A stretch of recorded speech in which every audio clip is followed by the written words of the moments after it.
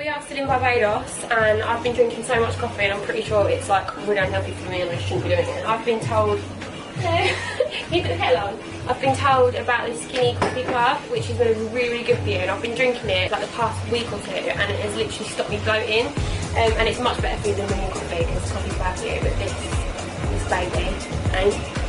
So I'm going to make some for me next. But it's got green tea in it and that really helps with my bloating, so it's kind of good. Look how fancy this is. Did you hold this?